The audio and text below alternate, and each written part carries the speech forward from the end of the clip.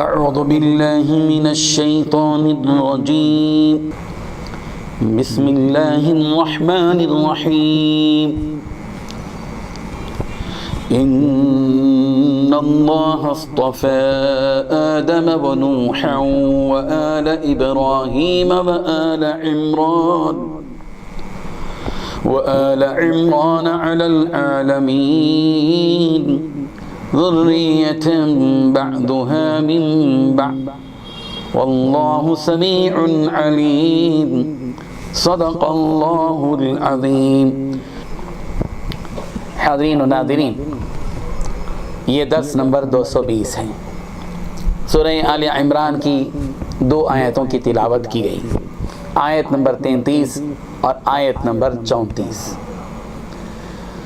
لفظی معنی دیکھیے کہ ان اللہ، کہ بے شک اللہ نے، اصطفیٰ چن لیا، آدم حضرت آدم کو، ونوح اور حضرت نوح کو، وآل ابراہیم اور ابراہیم کے خاندان کو، وآل عمران اور عمران کے خاندان کو، علی العالمین جہانوں پر، ذریتاً اولاد ہے، کہ بعدها کہ ان کے من بعد بعد کی، واللہ اور اللہ سمیع خوب سننے والا ہے، علیم خوب جاننے والا ہے۔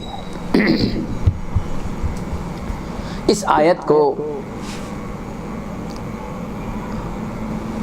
سمجھنے سے پہلے بنیادی طور پر یہ ایک بات ذہن میں رہے کہ حضرت ابراہیم علیہ السلام کے بیٹوں میں ایک بیٹے حضرت اسحاق ہیں اور ایک بیٹے حضرت اسماعیل۔ بنی اسرائیل جتنی بھی ہے وہ حضرت اسحاق کے خاندان سے، حضرت اسحاق کے بیٹے یعقوب، پھر یعقوب کے بیٹے فلاں اور فلاں اور فلاں فلاں، ان سے اسرائیل، بنی اسرائیل۔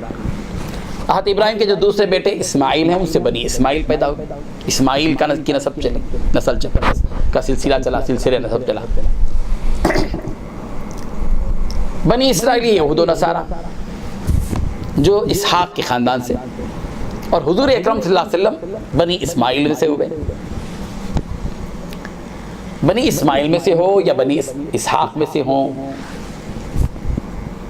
وہ دونوں کے دونوں حضرت ابراہیم ہی سے تو جا ملتے ہیں۔ ان کا سلسلہ نسب، یہ پورے سلسلے جو کڑے ہیں یہ تو حضرت ابراہیم سے ملتے ہیں۔ حضرت ابراہیم حضرت نوح کی اولاد میں سے، حضرت نوح حضرت آدم کی اولاد میں سے ہیں، سب کے سب ایک دوسرے کی اولاد ہیں۔ مگر یہودیوں نے، نصارہ نے تعصب سے کام لیا، اور انہیں حضور اکرم صلی اللہ علیہ وسلم کے آخری نبی ہونے کا علم تھا آسمانی کتابوں کی بنیاد پر، لیکن اس کے باوجود محض تعصب کی وجہ سے کہ ان کی توقع یہ تھی کہ آخری نبی جو ہے وہ بنی اسحاق میں سے پیدا ہوں گے، بنی اسرائیل میں سے آئیں گے، اور واقعہ یہ ہوا کہ بنی اسماعیل میں سے حضور اکرم صلی اللہ علیہ وسلم آخری نبی بن کر آئے، تو تعصب کی وجہ سے انہوں نے حضور اکرم صلی اللہ علیہ وسلم کی نبوت کا انکار کیا۔ اللہ تعالیٰ نے اس کی اور حضور اکرم صلی اللہ علیہ وسلم کی اتباع نہیں کی۔ اللہ تبارک و تعالیٰ نے جن نبیوں کو، جن خاندانوں کو اپنے فضل سے چنا ہے پورے جہانوں پر، اس کی حقیقت اللہ تعالیٰ نے بتا دی۔ تم اے یہودی اور نصارہ، تم کیوں خاندانوں کو دیکھ رہے ہو؟ چننے والے کو دیکھو کہ کس نے کس کو چنا ہے۔ اللہ تعالیٰ نے فرمایا ان اللہ اصطفیٰ آدم، سنو اے لوگوں کہ بے شک اللہ نے چنا ہے۔